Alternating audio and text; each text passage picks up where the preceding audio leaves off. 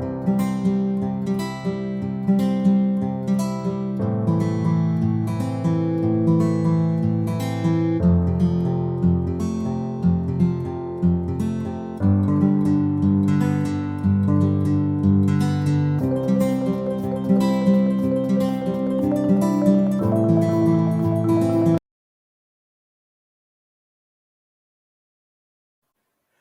everyone. Welcome to another episode of Freshly Pressed. Today, we have with us the creators of Junction Jones and Corduroy Conspiracy, published by Scout Comics, Thomas and Loco.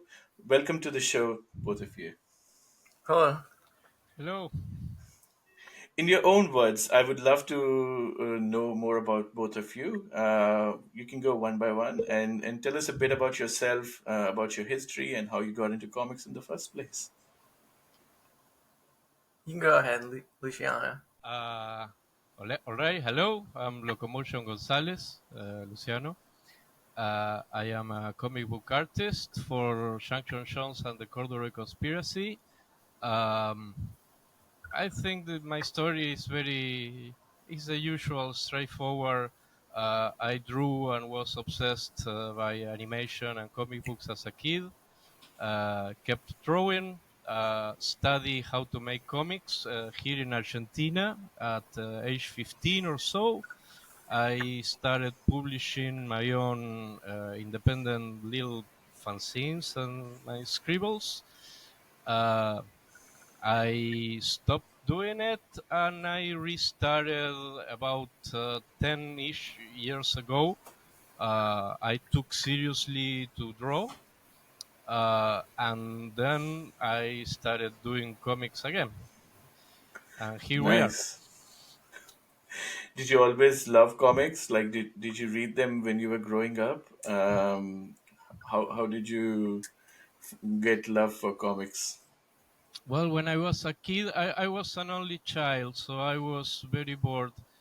And uh, I was a kid in the 80s, so cable TV wasn't a thing in my country. It existed, but it was very rare. So I think I had like four channels and a lot of time in my hands.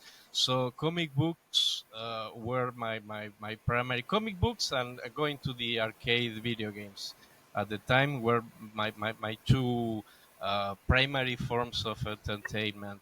So I read a bunch of Donald Duck comics. Those were That's my amazing. favorite. Yeah, those were my favorite. And I read a lot of Argentinian comic strips. There was a comic strip very famous here and in Latin America that was called Mafalda by a comic artist called Kino, a graphic humorist, let's say, Mm, cartoonist. Yeah, that's the right word. yeah. Uh, and then about 10-ish years or 11, I moved on to more serious comic, adventure comics, that was edited here by Argentinian authors. Um, I was also obsessed with action movies. Yeah, the usual thing, right? When Terminator came out, RoboCop. I started fetching every comic that I can found. Um, one great influence to me was the 2000 AD, the English comics that were edited. I think it translated for Mexico. Then we got Mm, those, of course, because they were in Spanish. So I was kind of obsessed with those. I read some Alan Moore little sci-fi stories that were in those, along with the Charles Dredd books and Judge yeah. Anderson and Sam Slade, Robot Hunter, all that kind of stuff. That's Then amazing. I find out a Spanish translation of Akira that blew my mind. Ooh. Yeah, that was a whole another level. So yeah, then I decided that I wanted to make my own comics. Um, and what else? Well, yeah, that was in a nutshell. That's amazing. That's amazing. What about you, Thomas? Yeah. So for me, I don't really remember a time when I didn't read comics. So like I started. I think it was probably I was 2 years old. I picked up a comic and I would make like everyone read it to me. And I remembered like I would like memorize every page so that you could turn it and I would read it without actually reading it because I would remember like what every word bubble said, you know. And then from there, I taught myself to read, and it was just happenstance that I grew up in the late '80s, early '90s, Yeah. so Image Comics, everything like that, extreme comics. So at first I wanted to be an artist, and I draw all the time, and Mm. it was around the same time that I started to get bored with the Image Comics, and I didn't really have any other friends that were into comics, so I had no recommendations outside like going to the small comic shop near my house, So as my drawing hit a wall, like my interest in what I was seeing on the shelves was also hitting a little bit of a wall. So I continued to read like Spider-Man and like check in on like the mainstream like DC Marvel things. And I really loved Grant Morrison, I would say, Mm. and Alan Moore, but I had to decide what to do for college, and it was like art or history. So I decided I could still write. I could still do poetry because I write a lot of poetry. So I Mm. could still do that and do the history, but it was like I don't have enough energy to do both. I can't continue to draw and also do like research. Oh yeah. So then, Yeah. I went to college. I'm still reading a little bit. And I never had discovered like underground comics. And me and my brother really got into manga. I also found Akira. So that was like a huge thing.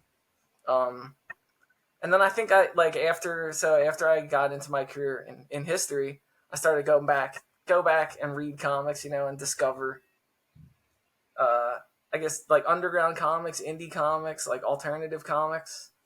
And Mm. Mm. I had gone into like, I really love like surrealist, Dadaist literature, like beat literature. So, I never knew that there was like a parallel in comics to what I was reading, and then that kind of, coalesced together. And then I started to go like, maybe I can write my own comics. I can't draw them, but I can find somebody to work with, Yeah. So, No, that's amazing. Yeah. I think like so many people come here with so many different kind of journeys as well. I always love hearing what people's journeys towards what led them to this moment. That's such a good fascinating story. So how did you come up with the idea of Junction Jones and the Corduroy conspiracy, and what's it about? so it was like a kernel of an idea that I couldn't get. I wanted to write it as a pulp novella, like a straight 1930s pulp, and the joke at the end was going to be that the narrator was a cat the entire time. So it was like I wanted to write it like that, and I just couldn't figure out how to do it. And I've been telling people about this story for a while. Like I couldn't come up with like concrete plots for it or anything like that. And then a friend of mine said, like, why don't you? Because I had been working on superhero comics, like indie superhero comics. So he's like, why don't you try it as a comic book? And I was like, well, if I can find the look that I want, because the look of like the cyberpunk kind of silent film jazz era world, I was like, it's going to be so hard to explain to somebody that doesn't intuitively have this same kind of aesthetic that I'm thinking of. So I was like, I'll look and I'll work on this thing. And then my son was born, and at night I'd be so tired, I would just be scrolling the internet for art pages, and I Yeah. saw Luciano's page, and I was like, this is it. This is like, this is the perfect thing. Like I started Nice. writing the script for him without ever talking to him. Like what would he want to draw? I'm like going through all his art, and being like, okay, this works. I think he'll like this. You know, just hoping that he wasn't working on something when I had something to give him, because I didn't want to just pop in there with a proposal with no script or anything. You know. Yeah, yeah. No, absolutely. And I think sometimes when you look at somebody's work and see and go, hang on, this is perfect for what I want to do. You start to visualize your work in their Mm. style, and then you write accordingly. No, and it's so amazing that it worked out that Luciano, you got to work on this project as well. Yeah, and I Yeah. feel like we got along very well, like instantly, you know, and like push each other. I was like rewriting things as he was giving me pages. I'm like, okay, no, this character actually acts like this now, you know. And I see like the little quirks in the body language he gives, and I got to like rewrite everything. Yeah, yeah. So No, is it it's very easy to get along with Tom. He's really chill. It's really chill. I have known some writers that are real ball busters, man. They're really obsessive about their stuff. But Tom has been always very open, very open to feedback. It's like very organic to work with him. So yeah. He was a really good find. Yeah, some of the best teams, especially in comics, I've seen is when artists and writers feed off of each other's Yeah, ideas and energies, and especially like a lot of them say artist made my script better by giving me some notes on this would work much better in a scene or in a dialogue, and things like that, and vice versa. So yeah. um, yeah, that's amazing and great to know. Yes, very The, good. Because also Tom is very well. Obviously, he came from comic books, and you can notice when a writer is very versed in comic books because he really writes the page, but he writes it visually.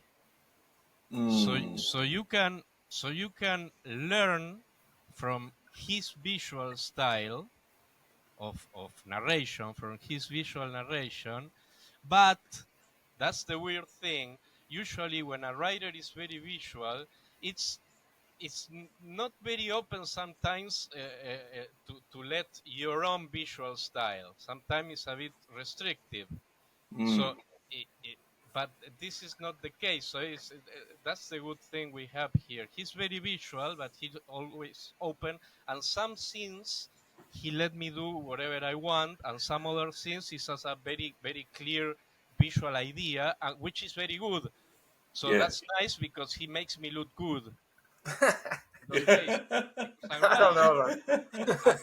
An artist can make every story look bad. All right, that's for sure. If you're not doing your job proper, but a comic book writer, if he pins you down visually, he can make you look bad Oh, as an yeah, artist. yeah, yeah. You know, I get what you're saying now. you know Yeah, what yeah, I mean? yeah, Yeah, I like yeah. to think. I Absolutely. think to like to think of Luciano as like the director, you know, and I want to just get out of his way. Like I gave him what it is. It's like, and now I want to know how he sees it. You know, Mm, what I mm. told him, I want to know like how he sees it. I'm more interested in like his interpretation of what he's reading. You know, No, now he can absolutely. I solve think the puzzles that the puzzles that we create together. I see it like yes. we are as I see it more like we are co-directors, something like that. I'm like the visual director in terms of aesthetic and shit. That makes a lot of sense, actually. So that actually brings me to the next. It's a good segue. That what's your process usually like? How do you both work together? Well, I usually provide like a script. I think I can't remember how many I had done when we were initially started. I might have had like three. Sometimes the dialogue is more like for feeling, and sometimes the panels might be like really detailed, and sometimes they just might be if I feel like there's a lot of action and or something that needs to be displayed by that displayed by Luciano, I'll leave it a little more vague. I guess it's because I don't want to like cloud his vision of like what he's seeing there. So normally, like we would do that, and he would kind of put like a whole thumbnail down, right? Am I remembering correctly, Luciano? I think I am. And then we go back and forth about stuff, and he'll give me like an idea about like changing an angle or merging something, or something like Nice. in that way. I usually try to, in bold, I might put like things that have to be there. Sometimes I'm unintentionally vague for a reveal for no reason to myself and in the script, so we have to deal with some of those sometimes. Like I'm writing Yeah. it, like the readers are going to be able to see the script or something. I don't know. Yeah. I think I know what you mean. Like it's something in your mind, and then you're like, Let me try to not play my hand here so that readers don't Yeah. know." Yeah, nice. So you get those notes and scripts, Luciano, and then do you get storyboard initially, or do you get straight into pencils or something like that? Yeah, I do the usual thing. I think most artists do this. I read the script for the first time, trying to get a grasp of what it is about. It's very difficult to read a script because it's not the final form, and you need to Mm, interpret what the final form is. So you are like between understanding the story and following the description and trying to form an image in your mind of what the panel should be and what's the intention of the writer when he's writing a page. And sometimes you only get that after you read the whole page, and you try to visualize and say, all right, now I get it. So it's like a slow process to read mm, and to digest mm, a comic book script. So I first read it without thinking very much, trying to soak it in, and to see what images spark. Then I gave it a couple more reads, sometimes focusing on the characters, sometimes focusing on the backgrounds, until I feel that I'm intuitively familiar with it. And just then I go to the thumbnails. I work digitally, so I can experiment all I want with my rough sketches, which are very rough. Usually, I only understand them myself, and then I do some kind of a little pass just for Tom, so he understand what the heck I was scribbling, and then I wait if he's for him to tell me if he's okay with it, and then I run with it. nice. Do you like to write like character backstories and bios? Because that was my MO when I was writing my first comic. That I did some research on like what my character would be, and I obviously had Mhm. this vision in my mind that what the character could look like. But when I went to the artist, I actually did not give them any visual cues, and I actually wrote the history of the character and who they are, and things like that, and uh, just some of their character quirks and things like that, and then let the artist decide how the character would look like. So I don't know what you guys usually do about that, but like that was my process of writing, coming up with Mhm. characters, and the end result was something that actually was very close to what I was thinking in my mind. So it worked out very nicely that way. uh, yeah. So Do for you, this, there was a lot of like real world reference. Like some of these characters had like the minor characters that appear in this had a lot. Some of them had like existed in like film projects that I've worked on.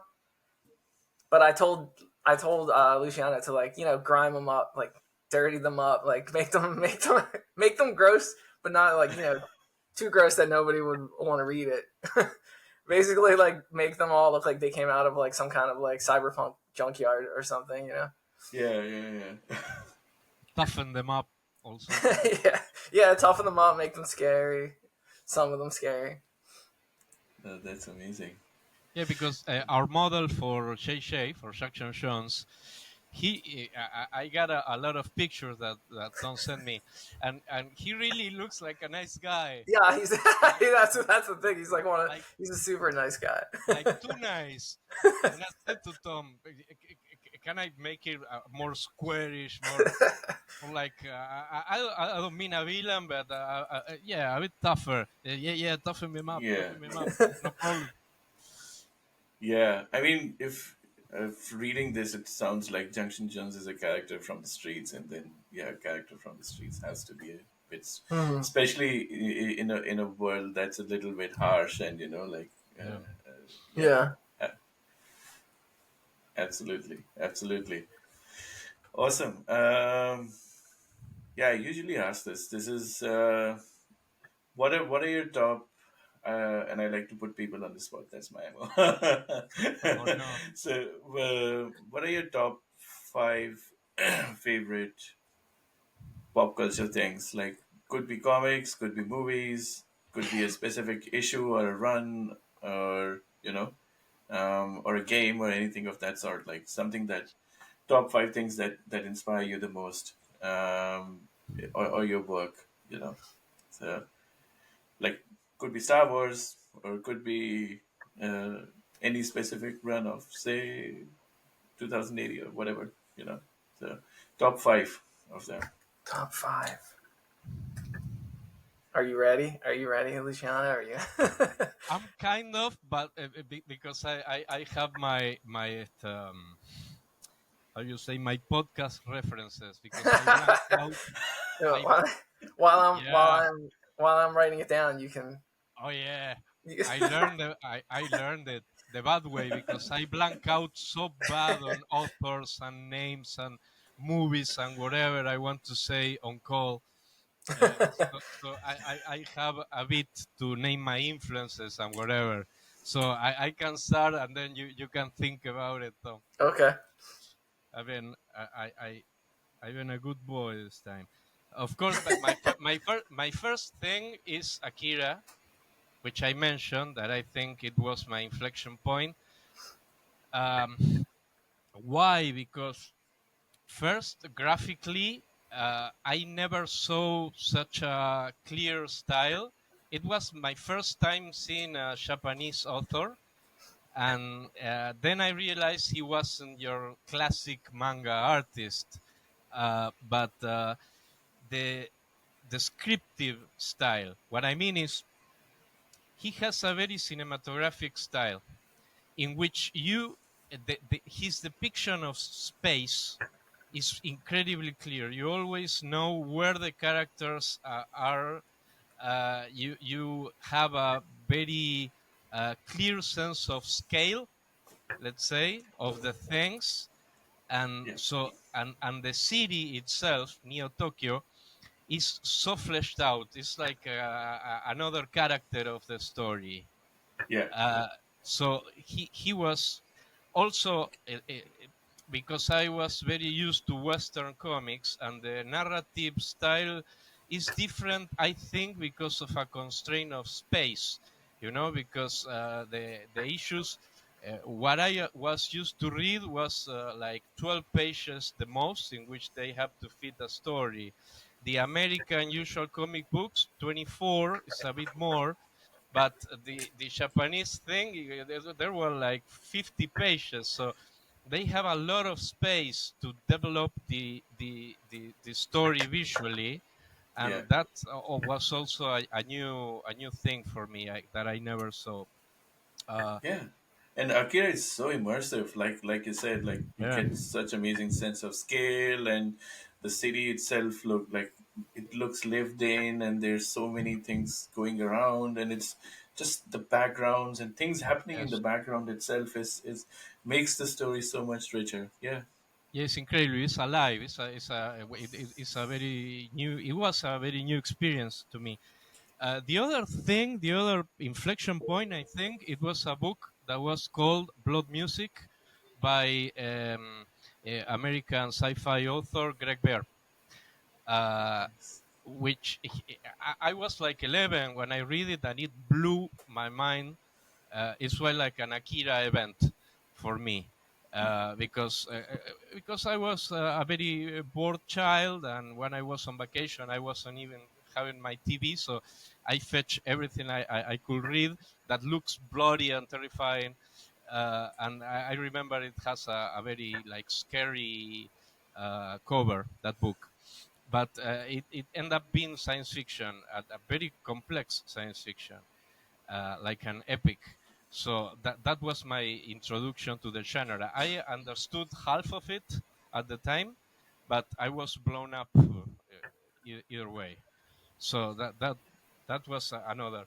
I think another big moment to me was when I saw Transporting in the Mm, 90s, uh, because the Danny Boyle narrative style in that yeah. movie, it was, again, it was new to me, and the character development was Mm, amazing. It was a conjunction of incredibly well fleshed out characters and visual narrative very unique, very dynamic. And I studied that movie so much. I nice. buy it in VHS and I studied, and I end up um, buying the book, of course. So I end up being a fan of Irving Welsh, the author, and I read all about him because I love character-driven stories. Mm, mm, He's the kind of, and I was very obsessive about the point of view of characters when in other media, like the character driving the story in the first place. nice. So that's three. Then I don't know. Recently, I read Liu Cixin, The Three Body Problem, science fiction Yeah. huge thing, Yeah, and yeah. it kind of blew my mind twice. And I'm about to reread it. I think I It's read it amazing. last year, and I'm still hooked with all that world. Uh, and I think probably when I discovered Moebius art, that was also a moment. I never clicked with Jodorowsky stories. I Mm, never mm, liked them, but visually, of course, I'm a huge fan of Moebius, and he has influenced yeah, me a lot. So there's five. that's amazing. Amazing list. Yeah, every single thing on that list was like, yeah, was really really good. What about Tom. you, Tom? Yeah, I have mine. no, I removed Akira because I would talk about the exact same things. I feel like that's one Yeah, of yeah. our like in the Sorry. Venn diagram of our interest. That's like a major one, and Mobius as well. Although I do tend to, I don't really tend to like Jodorowsky's comics, but I love his novels and his movies.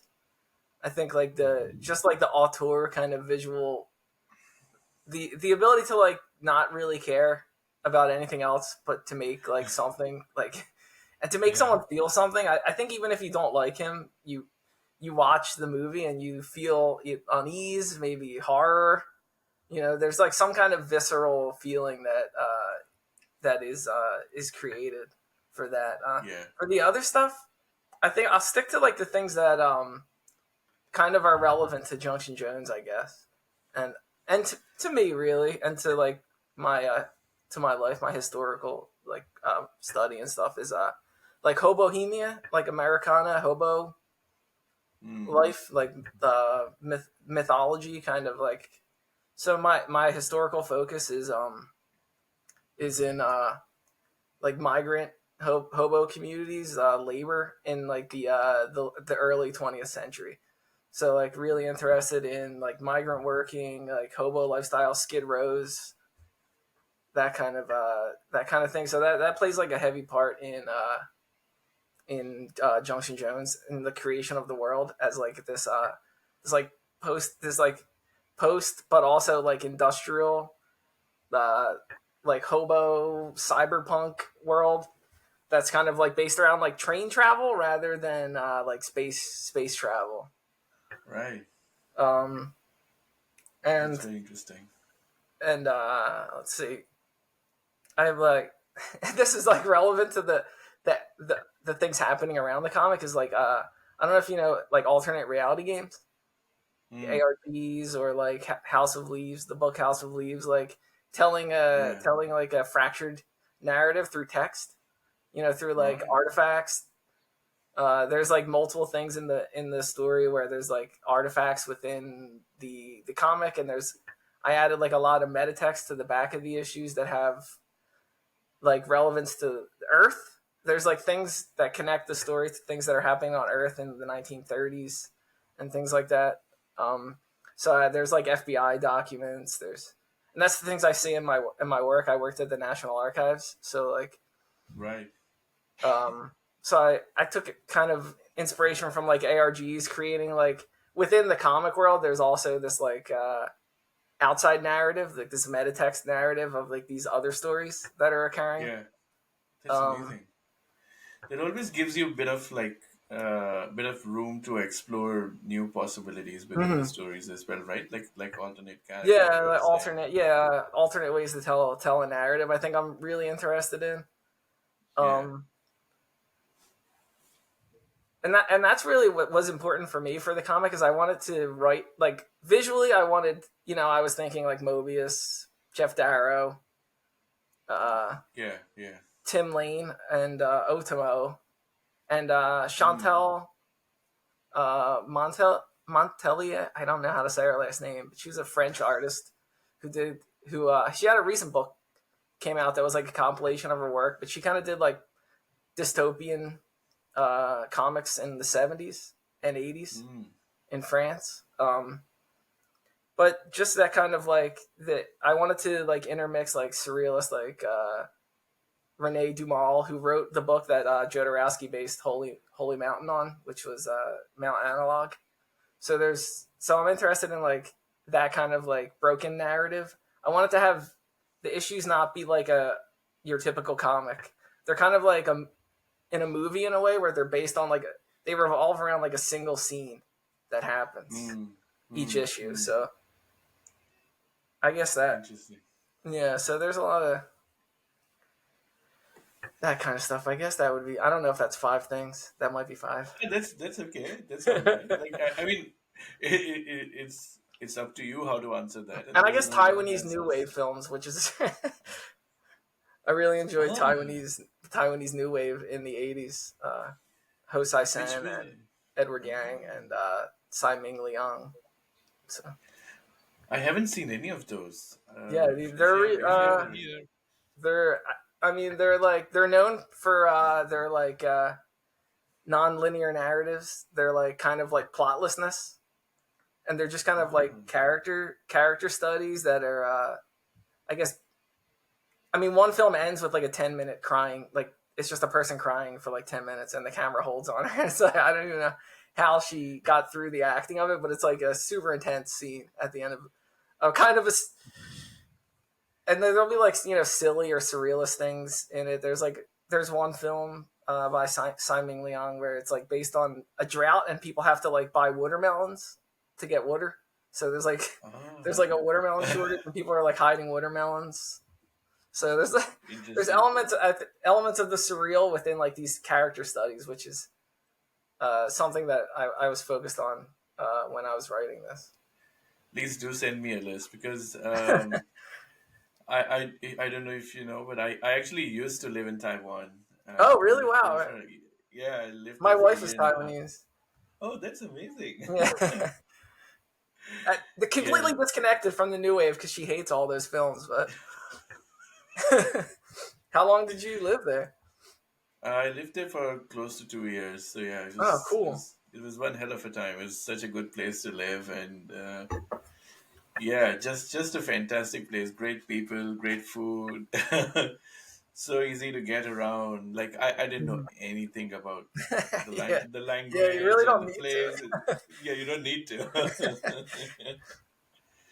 But yeah, it was a fun time. Um, but yeah, that's amazing. Do send me a list. I will definitely watch that. And I think I did watch a Japanese movie a while back, which was kind of like that. Like it was a character study, Mm, but there was so many lingering shots in the movie. hmm. It was just really slow paced, but it just gave time for all the characters to grow and really seep in. I don't know if you know this movie called Drive My Car. Hmm.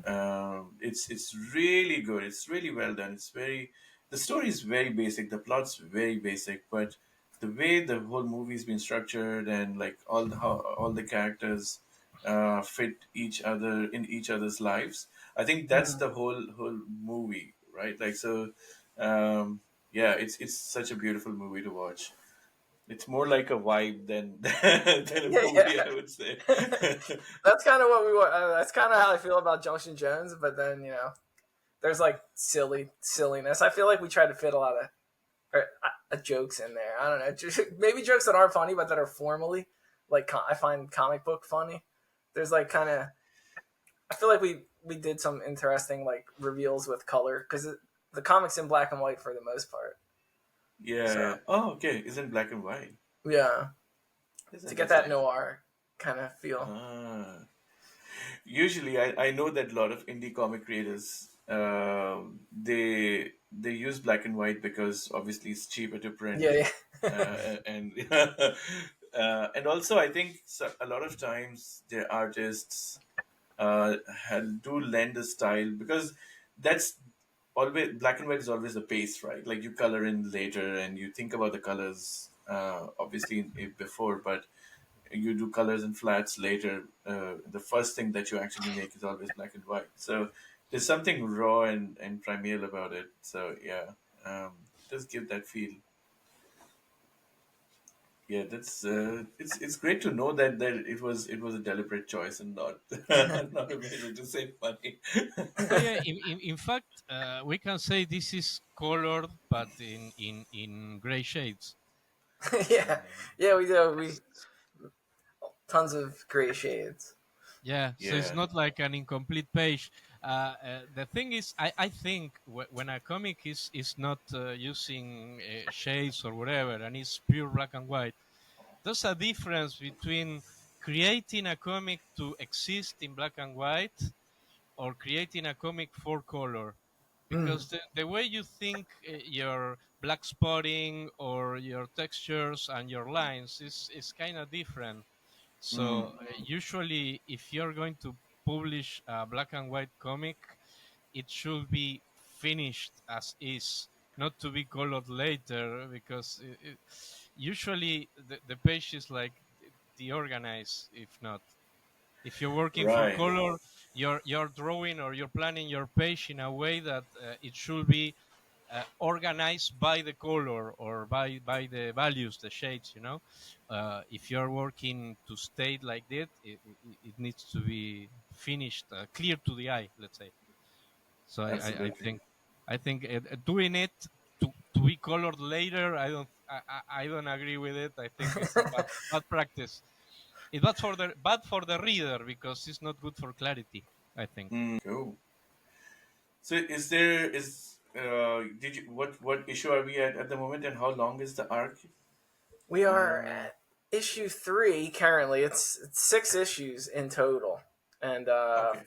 4 has been delayed for a little bit. I'm hoping the end of the month or beginning of next month. Yeah, We yeah. have We have a date now no, we for, don't. oh man, oh man, Sadly. yeah. Yeah. So like when you get a date from the publisher, is it usually like do you get like the previous world link or like anything of that to pre-order the Um. books in the stores? Or this is direct market release, right? So what has happened since it was delayed the first time is that like I'll receive like the comp copies like maybe two Right. weeks before it comes out, and then I'm like, okay, it's coming out. So no. Oh, is that how you know that it's going to come out? Yeah. Yeah. Wow. Yeah. Yeah. Okay. So that's amazing. But then how do they actually promote? Like, how do people actually know when to order? Because Well, that's the usually we thing. have to It go. was solicited, like I'm guessing, like beginning of this year, maybe even. I guess it was Oh, solicited. Began soliciting.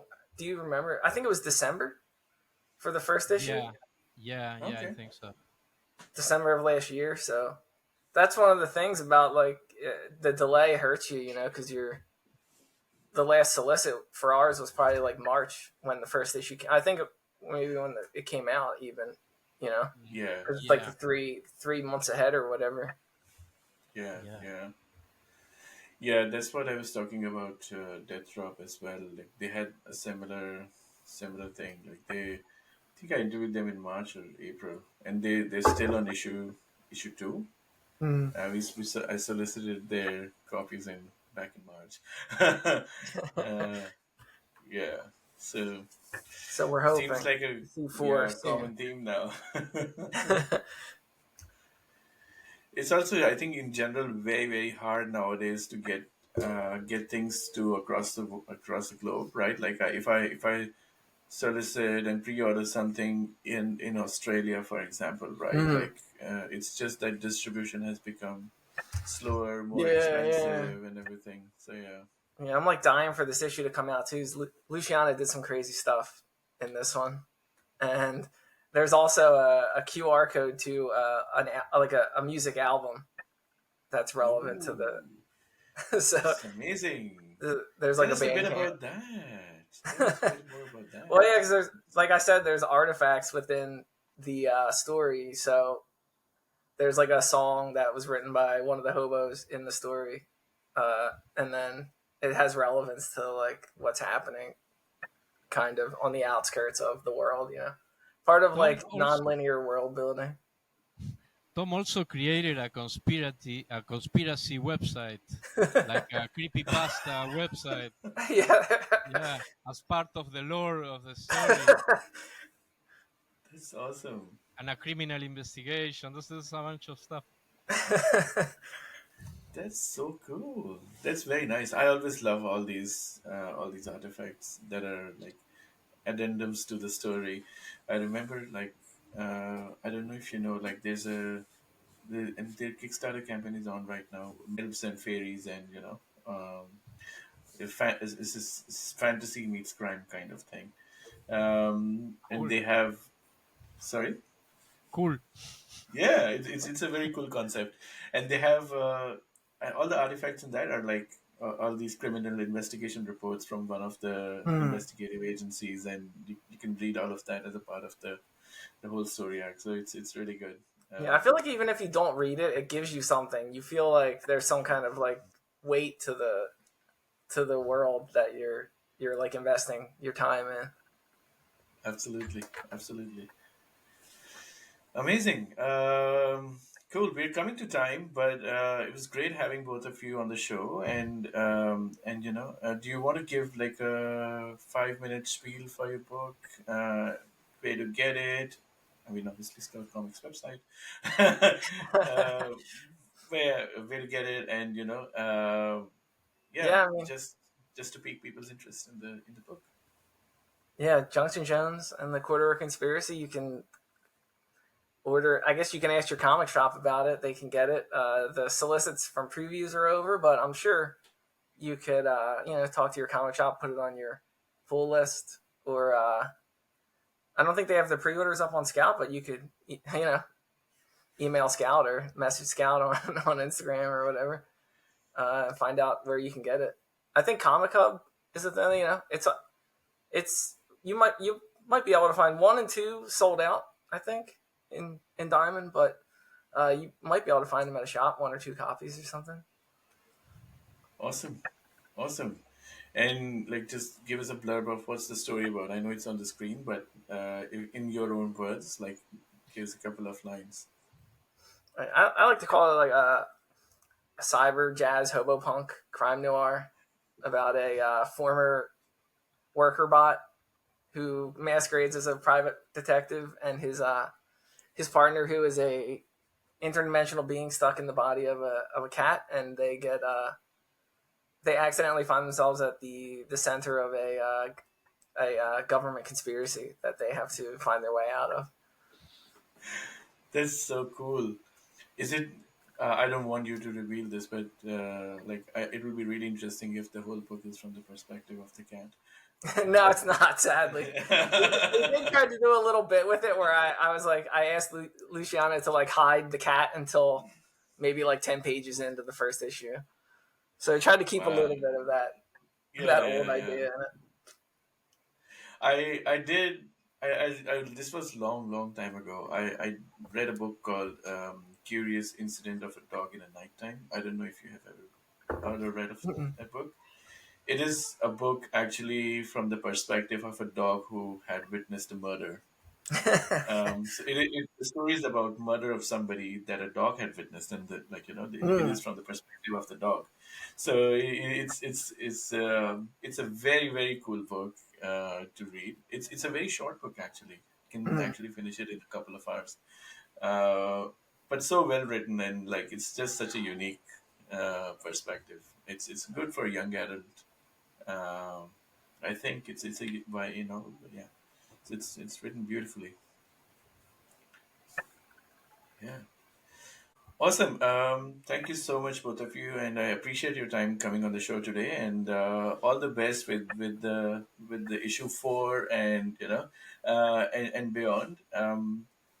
You're always welcome on the Yeah, show whenever you have something to talk about. So yeah. yeah. Thank you for having us here. Thanks, man. We had a great time. Thank you.